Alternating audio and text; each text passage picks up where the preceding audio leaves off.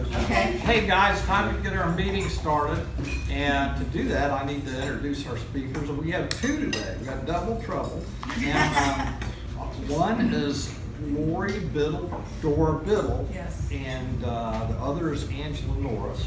And they are both with Life Recaptured and Called Out and Freedom Fighter, Yes. which is, by the way, not plural. Which puzzles me, but that's okay. And they're here to talk about human trafficking, give us an education, maybe some pointers on the things we can look for and identify something that's going wrong. So let's introduce these ladies.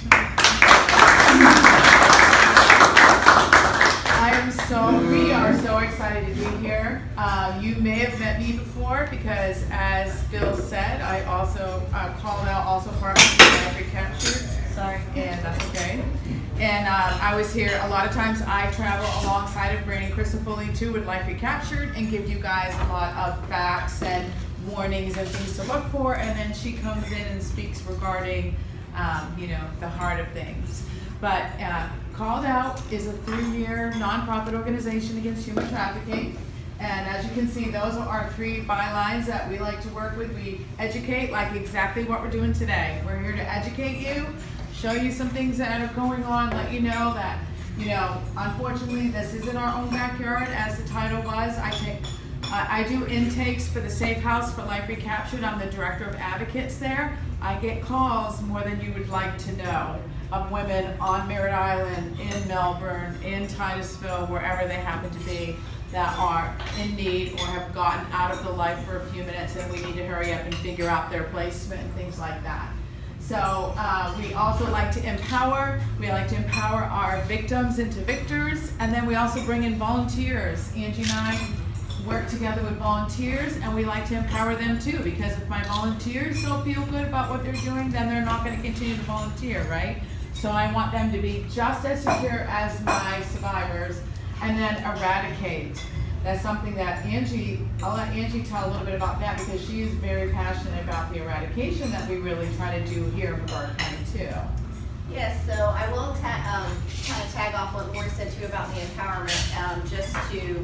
I always feel like we both have teaching backgrounds, teaching degrees and so forth, but we don't go about this lightly. So when we are talking to you about the education and empowerment, we have had a lot of training. Lori actually just got certified in victim services. She would spend a whole week in Orlando, plus lots of other trainings. Plus, when somebody does come into the Safe House or volunteers for the Safe House, they have a lot of training. So we're not just speaking from our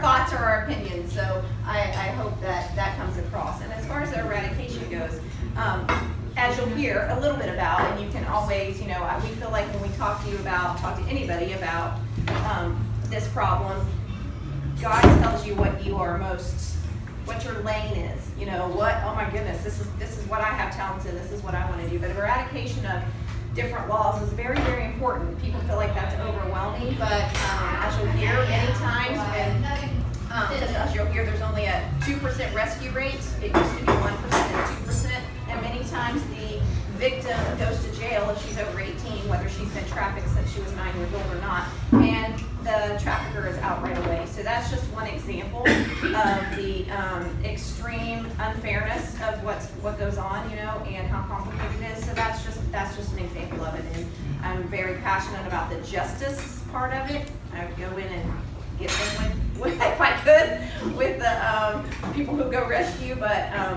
that's their job. But it does make you have all the emotions, mad, sad, and everything in between. So we really look, our goal is to, if you know better, you can do better, but if you don't know anything else, if you don't know about it, how are you gonna help with anything that you feel like you're passionate about regarding this? So Thank you. Yeah, the other thing on eradication too that I'm very passionate about is, like Angie said, about there's a situation or a bust or whatever, everybody goes to jail, she stays in jail. Many times the trafficker has enough money to get himself out, and guess what? Also the John or Johns that were on the property go home too. And I'm really trying to fix that. I think laws need to be tougher on the citizens that are involved. And I think, and eventually they should be on a sex offender list. So I'm working on those kind of things to see what I can do. But that might take a while, but God is good and bigger than me, and so I'm on it, I'm trying. So if you know anything, you've got any ways, connections or anything, I really want to see that happen, because those men just go back home to their regular lives. And I think they'll stop more if the laws are tougher. In countries where pornography, as you'll learn, even is against the law, there is no sex trafficking, there's none. So that's something to absorb as well. But Angie's gonna forward my slides. I don't have a clicker. They gave me a clicker here, but it doesn't work the way my Apple. I'm learning my Mac, but so she's gonna go back and forward me, and then we'll switch a minute, and I'll forward her slides. I do want to say before she does that, so we have one of our, like a victim person has an A for the word called out. Originally, we had 3 co-founders, another woman named Carol, who's from Grace Life Church as well. So the way that the Lord laid this on Angie's heart on what our name should be, C is for Carol, A is for Angie, L is for Lori, and the rest of the word is let out. So that's how called out came into play. We just felt like we were called out to educate. We're calling out victims into victors, and then we're calling out those who are going against this and deserve to have legal status against them. We're calling them out too. So we're calling out the trafficker, the victim, and every citizen that wants to help. So we'll just give you some facts, and if you were here with me before when I was here, this will just be a little bit of a refresher. I'm just going to zip through most of them. You also have a fact sheet at your seat that you can always look at later or share with others, but I just want you to know that, you know, it all started when Angie went on a trip to the Dominican, right? Yeah. And she saw all this that was going on because she has, her brother is a pastor and his wife have a ministry over there for human trafficking. And when she came back and was telling me about it, I just really got praying over it and felt like, wow, felt like the Lord was saying that it was happening right here. It's also going on in other countries. And then I started looking into this. I'm originally from New England. I'm a maniac, but I've been living here for 36 years. And when I found out that Florida's number 3 in the nation, and that number is based on hotline calls alone. That's only based on anyone that was ever able to get to a phone and say she needs help. So the only states ahead of us are Texas and California. And it's very close, very close. So it's happening everywhere. So this is what the definition here in the state of Florida. So as an advocate director, many times a victim will be brought into the court system to pinpoint her trafficker. And these are the criteria that have to be in place. At least one of them. She has to at least been transported, solicited, recruited, harbored, providing, enticing, maintaining, or obtaining any other person for the purpose of exploitation of that person. So this pertains to minors, and it pertains to anyone over 18. Anyone 18 or older, that's what we work with Life Recaptured Safe House right here in your hometown of Brevard. We work with them 18 and older because when they're under 18, it's very easy to prove this like anything. If that child's not home, they've been transported, right? That's easy, it's already done. But when you're 18, first you're charged with prostitution until you can prove that any of these things have taken place. And so that's where we try to come in and help her, as she's already in just a lot of fear and anxiety and everything that she's been through. Many of them aren't even really verbal, and help her to prove the fact that this is what's going on. And we also have a program through Life Recaptured in the court system called TILA, which stands for Turn Your Life Around. And we have a judge, we have a state's attorney, a local state's attorney, and that are on our side, that when these women come to find out what their sentencing is, if they are charged with prostitution, although it may look as though this has happened, they will give them that option and say, hey, if you will let us, we will put you into the safe house at Life Recaptured. You complete that program, which is typically on an average 2.5 to 3 years from start to finish. You come out of that program with a job, working and doing all the liable things, then you can do that instead of your jail time. And that could alter your probation or maybe even expunge your record depending on the individual situation. So that's a really great thing too. So basically, yeah, human trafficking, as we said, and I mean the horrible term right there. Most women are trafficked, and even in children, the youngest age is 10. 10 to 12 is a very vulnerable age right now that we hear happening all of the time. And so it truthfully is rape for profit at an average of 10 to 20 times a night, 365 days a year. No days off. If you're sick, it doesn't matter. If you have the flu, it doesn't matter. If you have COVID, it doesn't matter. It doesn't stop. It's one of those things, you know, it's the fastest growing crime because alongside of drug trafficking, because when you have drugs and you run out of drugs, business stops until you get more. But when you sell people, you don't run out of product, right? And so that's the sadness of what these most of them are drug traffickers as well. And they drug their victims immediately to make them more compliant and to make them addicted so they'll do what they need because their body is screaming for the meth that they just inject her with as soon as she arrives. So these are some of the signs where you all can really be of great help. When you are driving to the gas station, now we're traveling a little bit. You could be in an airport. You could be in a hotel. I love the Marriott chain. Some of the other chains are stepping forward, but Marriott hotels, the very first change that said there will not be any trafficking in our hotels. And they train every single employee, and it's a big training. It's not like watch this 20-minute video and sign off that you did it. It's like a 3-day training that they have to go through where they have to report anything suspicious. They have to report if somebody wants a room for an hour or 2 hours. They have to report if there's lots of people going to room 306, like all kinds of different stuff. So I support Marriott hotels always, but here's some of the signs that you could possibly see. A lot of those signs are also on your sheet. The biggest thing usually is your instinct. You know, they always talk about women's intuition, but men have intuition too, of course, and the good Lord gave us instinct. And you have that gut reaction. If it doesn't look right, it probably isn't right. If it doesn't feel good, it isn't good. And if you call it in and you're wrong, so what? Actually, I kind of hope you are, you know? If you call something in and you're right, then you've just saved a life. So many times when we've spoken to survivors, they'll say, I was someplace. Or of course, they're not allowed to talk. They're not allowed to even make eye contact. So I don't know if you've ever been in a situation where you've been able to plead with your eyes. I was a child, one of 3 daughters, and I was that one when I was in trouble more than my 2 sisters. I was in the middle, and I would plead with my eyes because we were not to speak back then in the 60s and 70s when your parents were speaking to you over what you had to do. So a trafficker won't even let them make eye contact. So that's a big thing. If you see no eye contact, that's something also too. And I'm not just talking girls as well, I'm also talking about boys, which we don't work with boys at the Safe House, but we do have programs where we refer them over to and get them placed and get them helped out.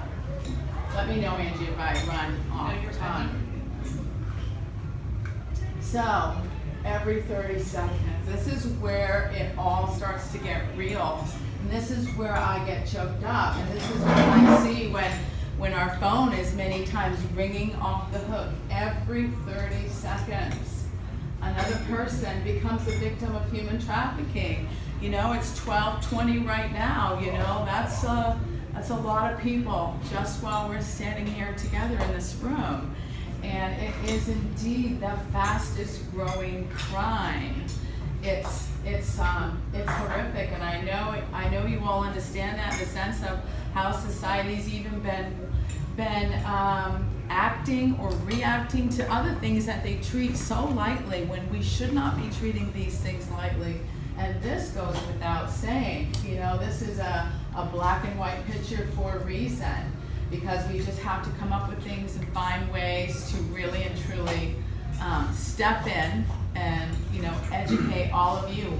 Again, like I said, I've reported things. I've been at a gas station before. I saw something right out in the Palm Bay area and I reported that of a woman who had this small girl all dressed very pretty and high pigtails, and she had sores all over her, and she was very thin and all. She had, you know, a terrible look about her, and she was holding this little girl.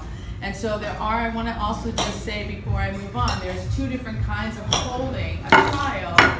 There's holding a child when you want to protect her. You're her grandfather, you're her uncle, you're her dad, and you're holding her because you don't want anyone to get her. And that's noticeable, but then there's holding someone. There's a different, I mean, you can even see it just in the wrist if that's what you, again, that gut instinct that God gave us all. You see that she's being held because she's not allowed to move, not because she wants her to be protected. And it was just a situation where I saw that she bought the little girl ice cream, brought her outside, sat down, was on her phone. A man came over, she nodded to the man and pointed to where the little girl was and called the little girl over. That was all I needed. That was all I had to do, was just call it in. It can remain anonymous. The police officers really don't even reach back out to you or anything like that. That would be actually something that'd be more of a 911 than it would be a National Human Trafficking Hotline, because you're seeing something that's happening. You're not just presuming or assuming or thinking that it could be a possibility. So I'm gonna let Angie come up and I'm gonna forward a few slides for her to explain. Some of the things that really fuel, as you guys are fuel, sorry, that's probably a bit of a pun that makes your eyes roll a little bit, but things that actually do fuel into this problem, according to what our society allows these days, right, Angie? Yes, yeah.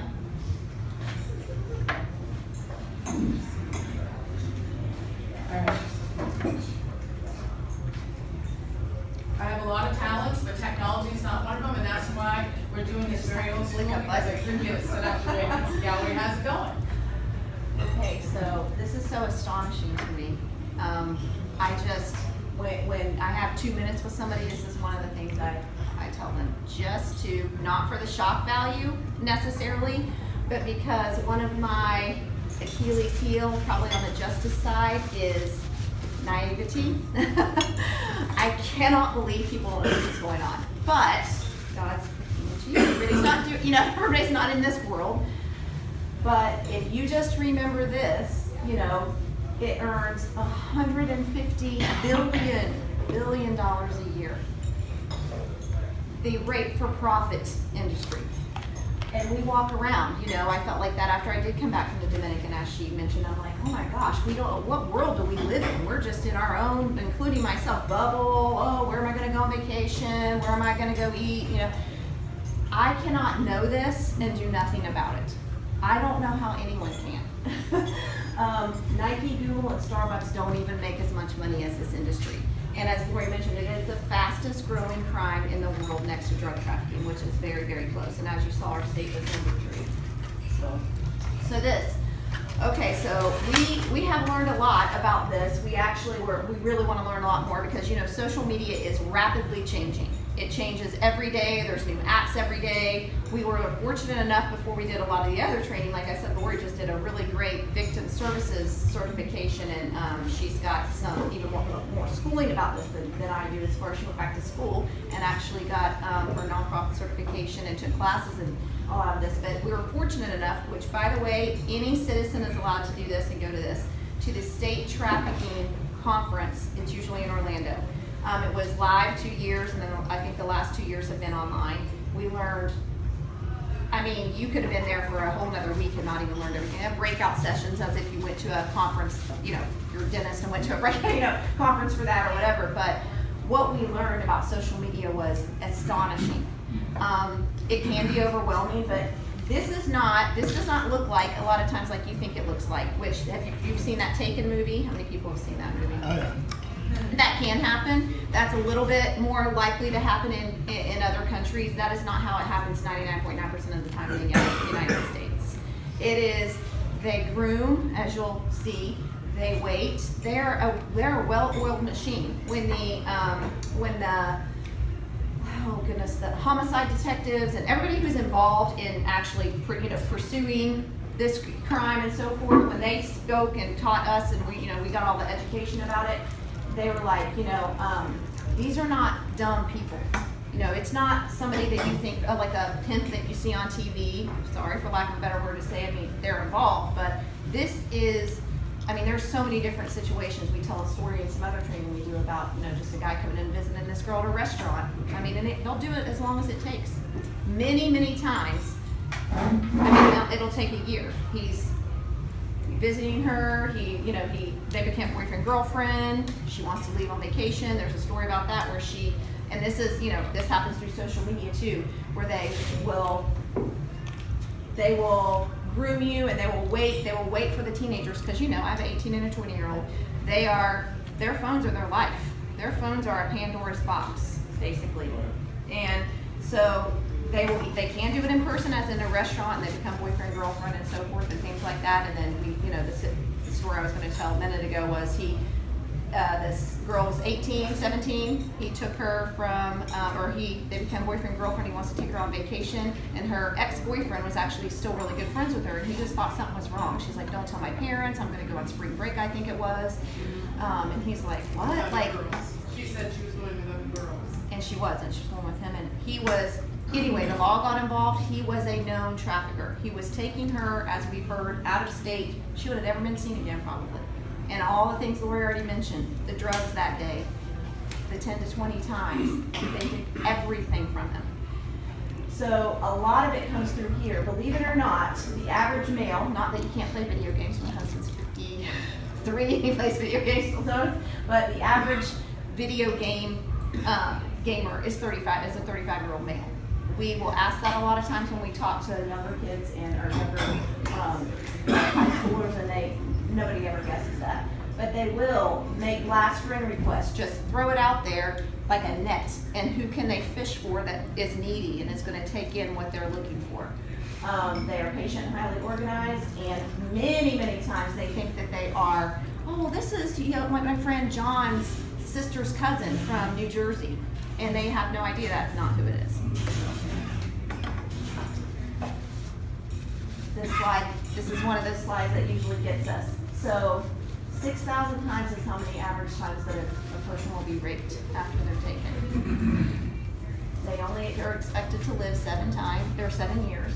I mean, what do you expect when they're quotas, and they are quotas. They're branded right away with branding on the given drugs right away. I mean, the fact that they even live 7 years is phenomenal. I mean, I can't even fathom what that's like.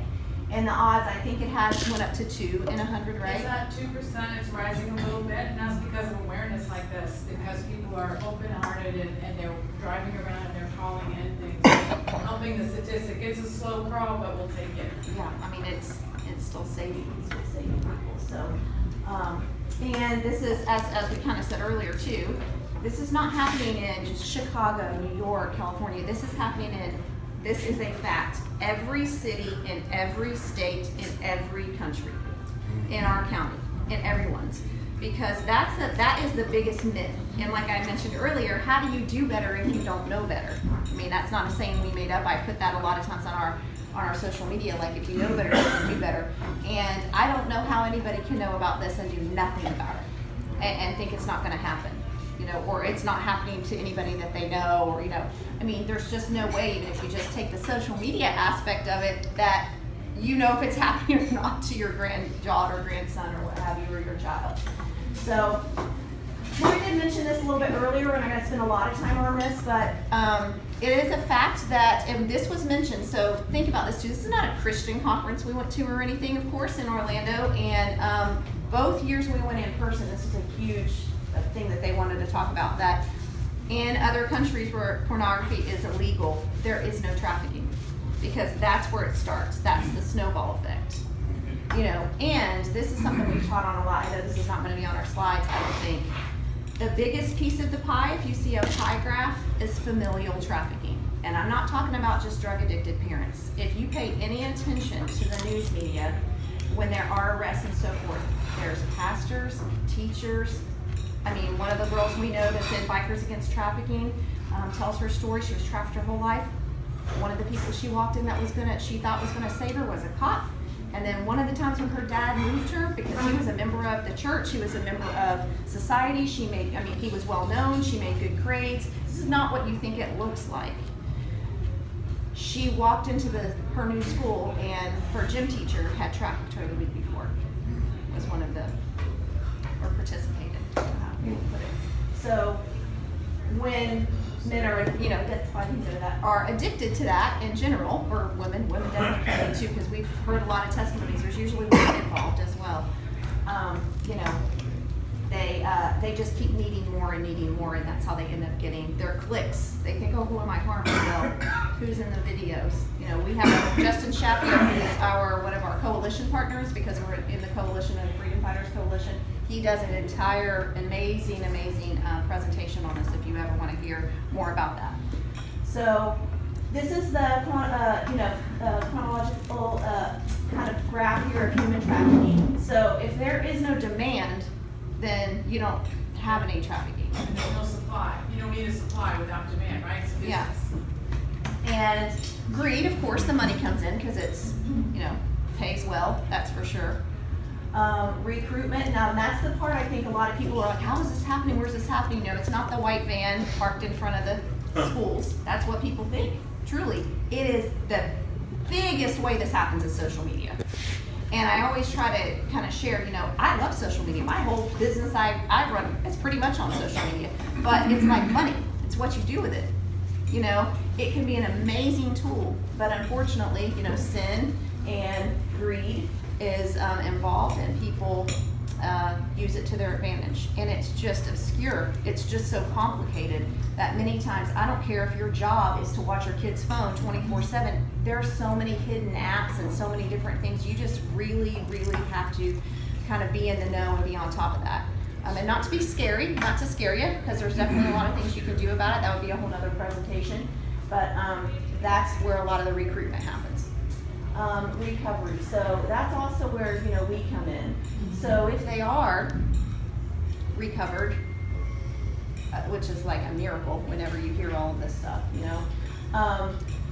there is so much trauma that has happened in their lives. I mean, the more I learn, we're sponges ourselves. I mean, we just had a training with a lady who runs a safe house in Tampa, right? Sail of Freedom, for like 10 years. And it's just incredible what you learn about their recovery and their healing, because it's so complicated. It's very different for everybody. And even what you have to do as a volunteer, not that because we need volunteers. Men can't come in, but we need more women volunteers at the safe house. But what you need to do and have going on your mindset, and how your mindset needs to be to work with these women, you need training on it. I mean, it's traumatic even for people working with them, even when you want to help them, because they've just been through so much of, trust. They don't trust anybody. There's things that trigger them that we could never even imagine. But the wonderful thing is, there is healing, justice, which we've talked to you about the justice part of it, and post-care. This is what we're really trying to do. This is called out. This is what we do, the education, so that people know. We're really, really trying to get in all the schools in Brevard County this next year. We do have an in with one of the school board members who we've already been in contact with, and hopefully you could pray about that. That we will be able to get in all the schools. We have presentations we've already done or set up, or maybe might need to tweak depending on the ages. We have already have all that set up, but we have been able to do that some. So who are the players? Well, the victims and the survivors. Obviously, the traffickers and the pimps, which again, that's not what you think it looks like a lot of times. The traffickers and the pimps, as far as the movies that you would think of that kind of idea. Unfortunately, so many times it's just regular people, and that's something I could talk about forever too. They're living secret lives. Many times when people are caught doing this, they're like, "Oh gosh, I didn't know. They just seem like a normal person." Because they're naive and they don't know the signs to look for, and people hide things. I just can't even imagine that part of it. And then the buyers and the customers.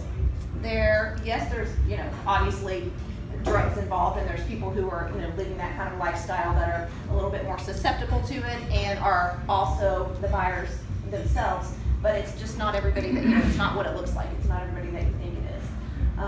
It is every age, every career, and women and men. I was very surprised when we heard our friend Rainey at Bikers Against Trafficking talk about that part, about women coming in when she was trafficked. And then of course, our culture of abuse, all you have to do is look at these names, and you'll get sick to your stomach, at least I do, about some of them. But, you know, some of them get a slap on the hand, some of them get, you know, because there are so many politicians in Hollywood and stuff involved in all this kind of stuff, that's why you don't hear about it enough. And they'll choose, I think they choose who they decide they're going to cancel, and they're going, which they need to be canceled, but I'm just saying like who they're going to say, okay, they're on trial, you know. Just what's Jeffrey Epstein's sidekick, what's her name, that just, I mean, they still haven't revealed anybody she was, any of the people in the book and all that stuff, and that's, you know, that's because they're all famous. So, you know, all you have to do is look at those names to know how prevalent it is.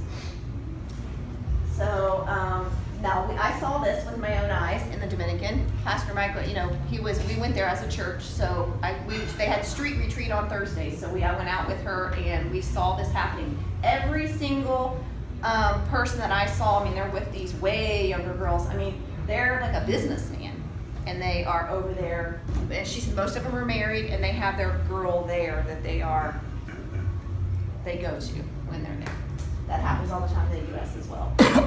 Married man, bisexual, or whatever, this is all porn. That's huge. That's a huge part of it right there. And this is actually, unfortunately, the college student buys companionship. I don't know if you guys have heard of things like that website, OnlyFans. And there's so many college girls that are trying to make money by putting their, and what I've seen on our training is, they're very normal girls, you know, so it seems, trying to get money, you know, by being on, having risque pictures and things like that. But it never stops there, you know, many, many times it leads to this kind of a thing. And then, of course, the sex addict, which many times that also, I mean, these things the porn has really contributed to that. And if there's drugs involved, you know, that is a big contributor as well. So it makes you, you know, when we talk about this, we feel like, okay, you know, we just put a huge damper on the room. But if you don't know this, you don't know where it comes from, you know, we feel like when we talk to you about it, how are you going to go tell other people? It's a snowball effect of you tell somebody else, and you know, you deciding and you praying about what you are supposed to do about it, because we all have a lane. You can get so overwhelmed by this and feel like you can't do anything when you hear these numbers, but everybody can do something. We have a thing in our church called Each One Reach One, and I always think of that with this, that if you saved one person, it would be like your life's work. I mean, it would be the best thing that you know, one of the best things you are ever able to do. So I know Lori likes to talk about this too, about see something, say something. So this is the National Human Trafficking Hotline. If you will get out your phone right now, if this is not in your phone, we always ask if you will put this number in your phone so it's there right away, or if you want to take a picture of the screen. If you put it in your phone now, you won't forget. She mentioned this, great job mentioning this earlier, as far as if you see anything that you think looks suspicious, I mean, call. Hopefully you're wrong, but what if you're not? And I think the thing that stifles people is they think, oh my gosh, really? Like, I was on the avenues and this is going on. I mean, like, or wherever you are, but now you know better than that. So, and again, if it's an emergency situation, you want to call 911, but they do tell us, anything we've ever heard tells us do not try to get involved, as much as you want to. Not, even as trained as I am, what I saw that day on Palmville Road at a racetrack, you know, don't get involved. You don't know who's still sitting back watching this whole thing. And if it doesn't work out right, okay, of course it puts you in danger, but guess what? If that girl does not get saved from that situation, she might not live through this either.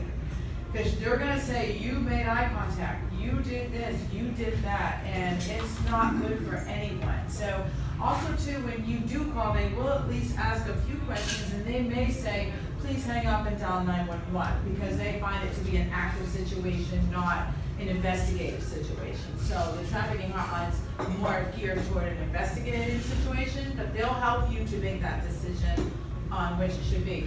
And then it also helps with the statistics too, right, Angie? Right. So that's how, when I said Florida's number 3 in the nation, it's based on this hotline calls alone, never mind what's really going on. So it helps to maybe give a little more money to the community, open the government's eyes a little bit more, and some of those kind of things. So this is a great quote. You they choose to look the other way, but you can never again say that you did not know. So please don't look the other way. I don't think we would be here if you were the, if that was your mentality.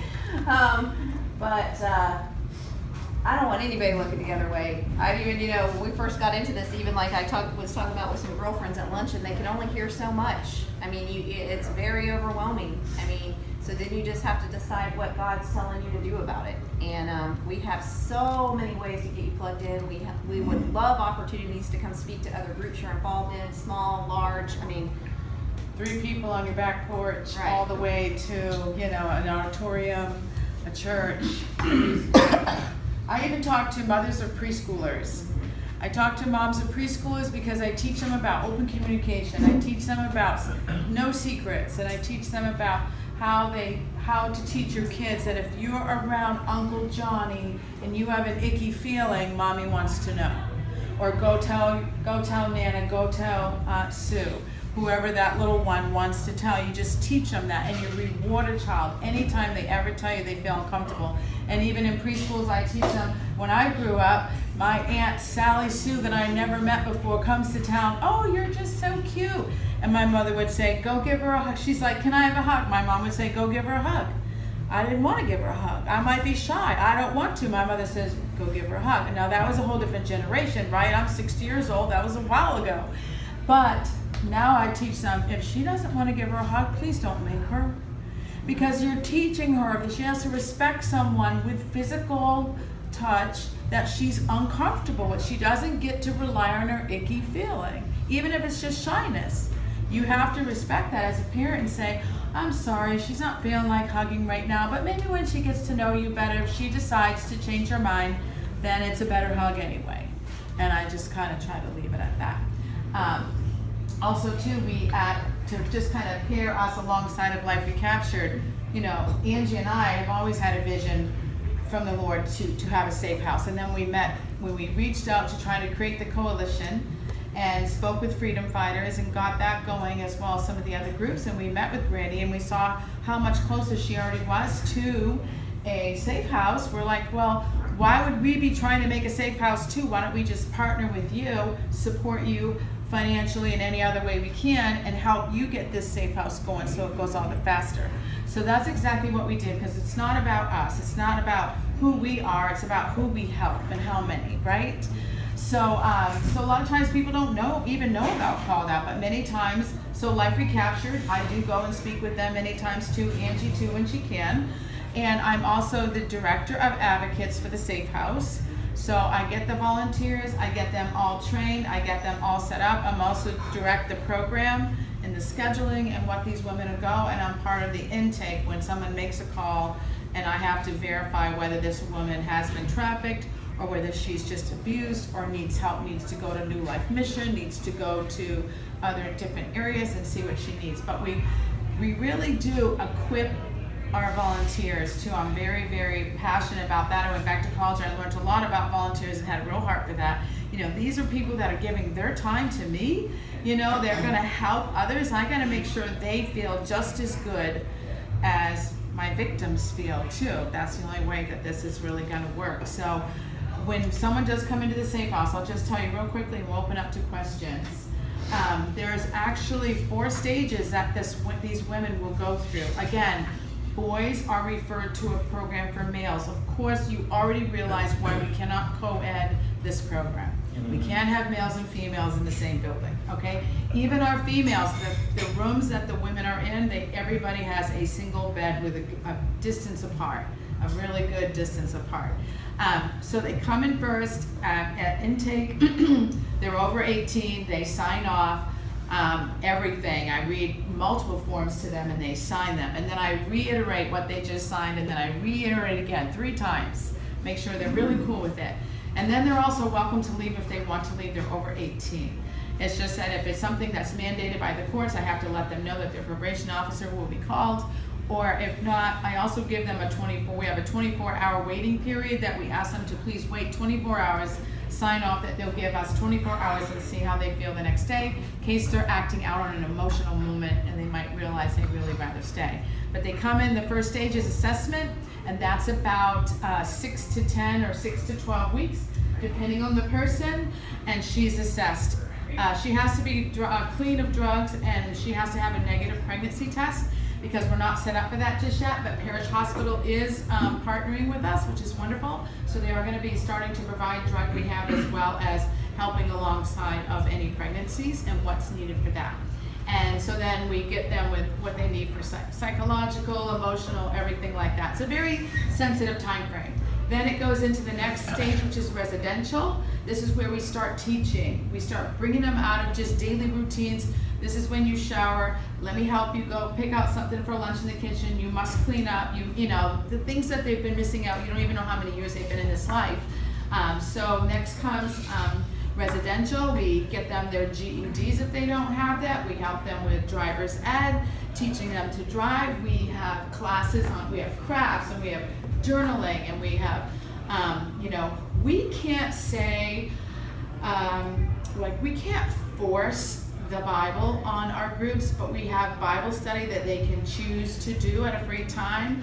We live the life that God gave us. We show Christ all day, but because it's government money sometimes working towards for grants and things like that, we cannot make it like a mandate that she needs to read the word or have prayer time or anything like that, but it is there. And if she asks me, then of course I say, yes I am of God, yes I love the Lord, yes, you know, whatever. So we teach them all kinds of different things and try to help build maybe future career on their hearts, where any of you, whatever you are retired from or working actively, as I see some ties and collars in the room, then whatever did it for you, these people have been in this life for who knows how long. They never even dreamt they could have a job or a career or anything besides sell their body. So we try to do that. Then secondly, we try to just go on field trips, almost like kids, and go to different places. Then comes empowerment, where they have a job. We have some local businesses that will take them in and let them come and work, and they are allowed to leave 3 times if something triggers them. It's kind of like 3 strikes, you're out, just like baseball. And so they can come back and try again, that type of thing. And then independent. There's a graduation where there's no dry eye in the room. They have cars by then, they have their license. We help them to get in an expensive vehicle. They still live on property, but they will drive to work and come back. They're allowed to remain on property 6 to 12 months after graduation to still get their feet on the ground. And once they start working at any of these levels, that's money that goes into an account for them specifically. It's never touched until they leave, and that's their money to help them get going. So it's really an amazing program. Like I said, it's you know, takes 2 to 3 years is the average amount for a person to make their way through. They can leave and they can come back. They also can come back. If they come back, even if she was all the way to empowerment, she has to come back at assessment. She has to start over because it didn't keep her there, right? So we keep working her through that. So we do also too, just Angie's gonna kind of talk to you a little bit after we do questions, but we do have a builder. His name is Chris Wright, and he is building the next safe house. The house we have now is big enough for 6 women. He is making it, it's gonna be large enough for 16.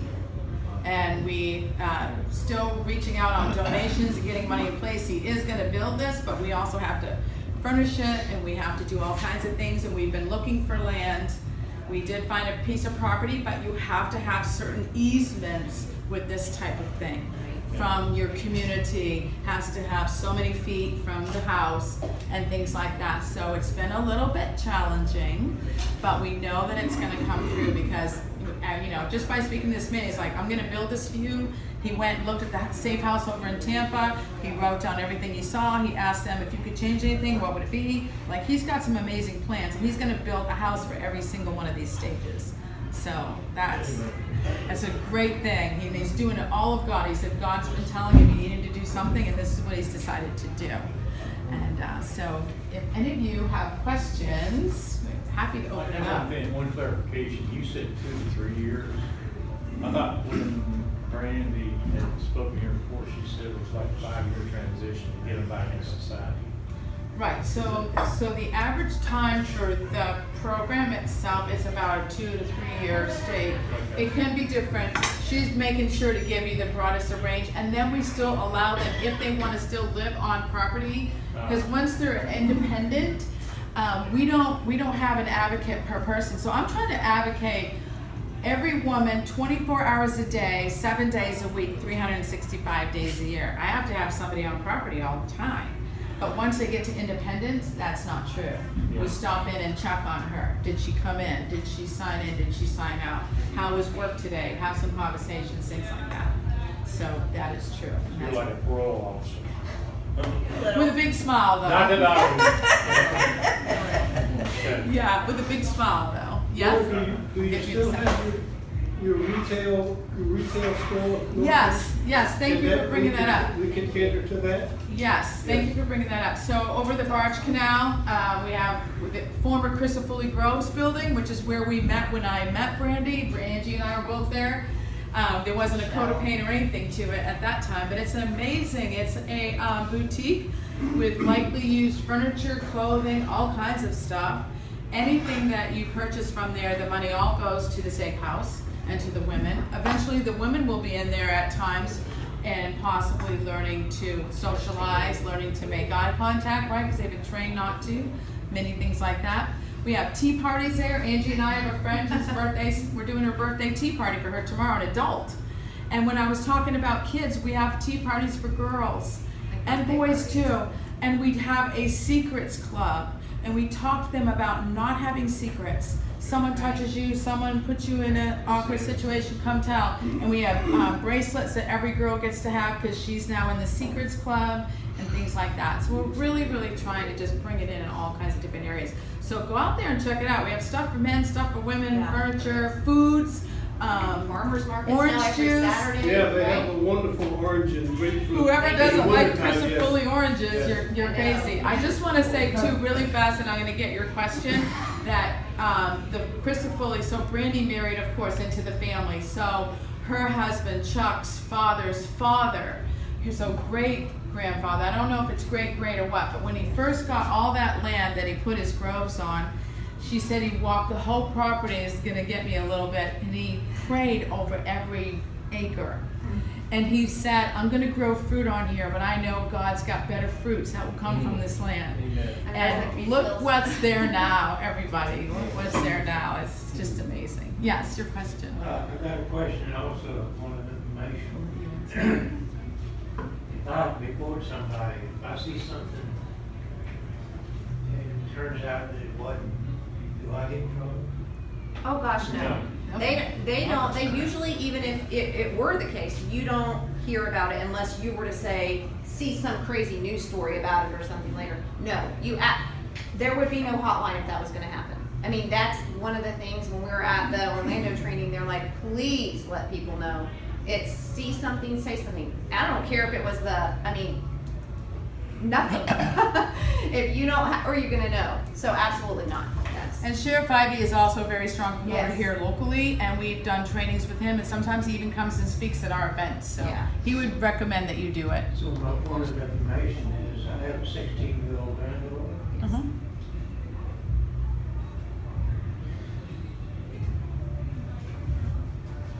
And her mother died recently. And she lived with her father, my son.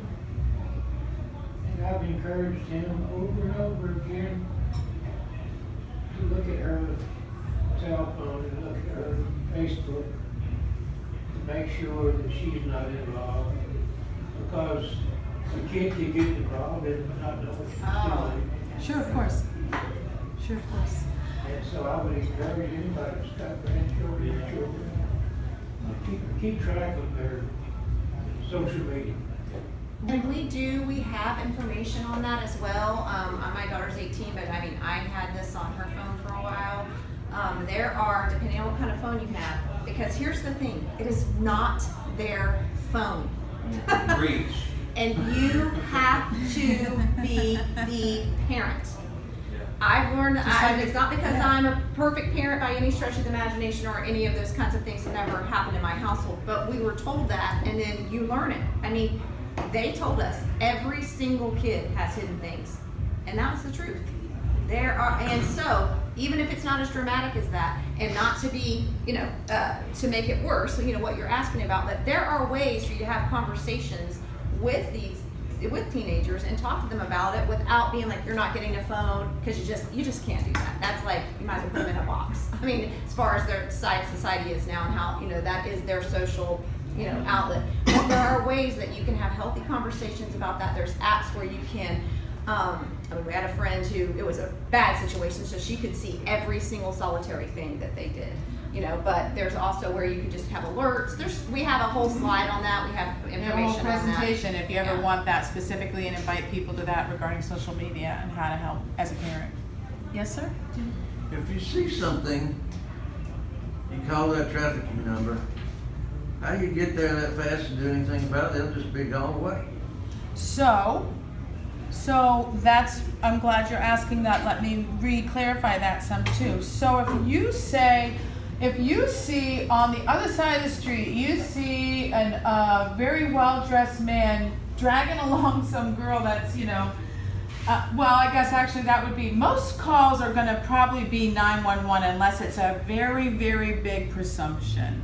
So a 911 call, especially right here in Brevard, like I said, Sheriff Ivy is on this. He's been increasing the task force. He's trained every single officer. If he saw you on the street and knew you called something in, he'd pat you on the back. I'm telling you, you'd be highly commended for doing it. So if you see something that seems like it's actively going on, then you're right. Call 911, say, I'm standing on this corner, I see this across the street. And because you can even just do that if you prefer, because if it is trafficking, then what happens, what Sheriff Ivy's office or police officer or local police, they're gonna add it to the human trafficking list through that national number as well. That's part of their obligation, and it is true too. the second question, are majority of these young ladies immigrants or kids that have been kidnapped around the county? I have not helped an immigrant No yet. immigrants. They are Americans. They are. I had Our a woman kids. call me They're 2 kidnapping weeks me? ago. She's 43 years old and she's trying to get out of trafficking. And that might surprise you, but the hold that they have over people is tremendous. They are tricked and trapped. That's one of the slides we do a lot of times. Yes. Is there any one place where we are more likely to see the situation than others? I mean, like shopping malls or fast food or movie theater. I mean, just help me out. Where do I look for? Sure. I mean, that's a very valid point. I mean, shopping malls and underage, I think, is a big place. If shopping malls would be a big place to see the underage. I've had, traffickers that have changed and turned their lives around said that they would walk up to a group of girls and be like, say something like, wow, you're just so pretty, your eyes are so blue and they go so great with the dress. The girls that just look at him like, huh, really? But the one girl that says, she's actually the nicer, polite one, thank you, that was nice of you to say. She's the one that he's gonna try to pursue now because she took the compliment, she made the eye contact, she just showed herself as vulnerable. And traveling, I think many times, like I said, airports are big areas, hotels are big areas. I don't think you'd really see it at a movie theater. They don't treat them to nothing. No, I mean, they if don't get like to do the that. situation I saw in a store in a racetrack has frozen yogurt, so the woman was giving the little girl ice cream, and I think she was appeasing the little girl to whoever showed up. Is my assumption. Again, I have no feedback on that situation. I don't know if that was an arrest or what that was, but I just know that I was like, thank you very much, you may go. You leave and we'll let you know, because they didn't want me there either, just in case I tried to interfere. So, which I understand. What's that? About school. Schools, yeah, that's why we love talking at school, because of family trafficking, and we talk at schools, and next thing you know, the principal has a couple kids come in, especially in the middle school age, and say, I think I'm being trafficked. They didn't even know their parents are trafficking. It's been going on all their lives. Churches, youth groups, we've talked about that before. When churches have a summer trip that the youth get to go, and the church will fund some of those kids. And then, so you say to the parent, hey, I've got money for, Judy can go now. And she's like, oh, she ain't going. No, I'm not up for that. Nope, she's not going. That could be We've heard nothing, those but it could be a red flag. that she's not going, she's never staying over, she's not going to different things like that. The one girl that we know said, you know, she was in church every Sunday. Her dad worked her all Saturday night into the morning, but that society was gonna see them as upstanding family, and they were sitting in the church in a seat close to others. She went to youth group, you know, she said, and her father never bought her underwear. She never owned underwear in her life. And she's like, nobody even ever said, are you, you know, not even bras, are you not wearing underwear? You know, like there's so, and she always thought like someone would figure it out, but her youth leader or no one, again, nothing against the youth leader, but they didn't figure it out. But so yeah, it's really, Does this mean it's time to end your? yes, it is, thank you. Yes. What's the location? This is the light one black. Location of Thank you. where? Oh, that You're shop. the best. Yeah. Oh, it's right over the barge canal. You probably It's, did the outside yeah, part, the right? actual address is Fairmount. 5515, 5515 North Courtney Parkway. You go over the barge canal, you'll see the old sign, Christopher Lee Yeah. Groves Still has sits that. up very high. You go past Hall Road and all that, as if you're heading to the Space Center, and it's on the left. But below that big Christopher Lee Groves sign, it does now say Life Recaptured Boutique.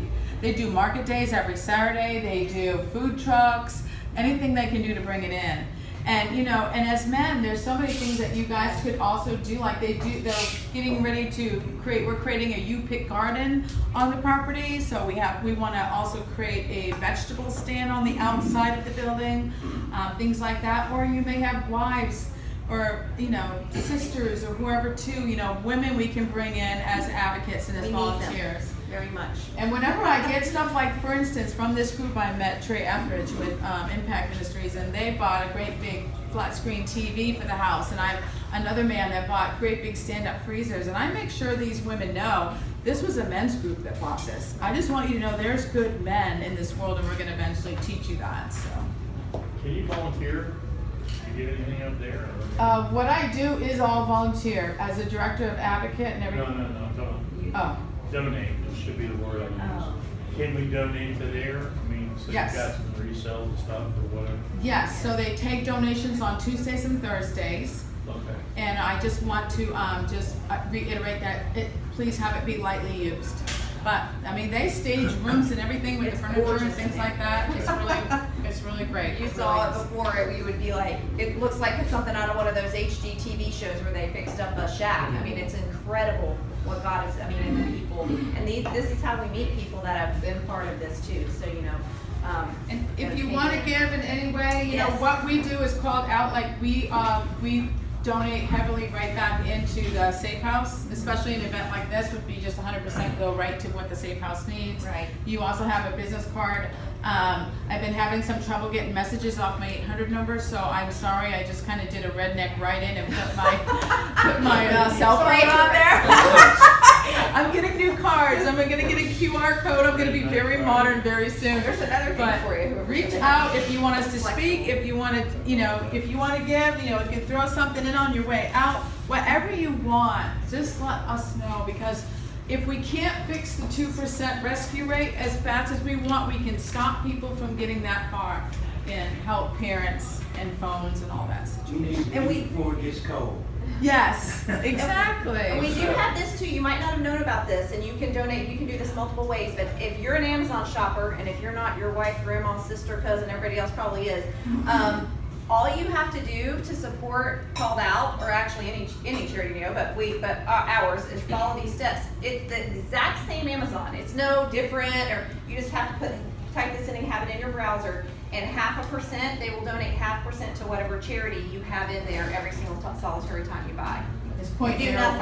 actually. I wish it was Yeah, 0.5%. okay. Oh, yeah, of course, yeah. But- Not a number, good And numbers. you know, our churches, Grace Life, you know, as my home church, and we have, you know, the churches do it too. But sometimes you could even like, hey, this purchase I'm going to give to Grace Life. This one I'm going to give to this or whatever. Right. You can change up Yeah, you can based have on them. purchases. Yeah. But Thank you very much. if that's all the questions, I thank you.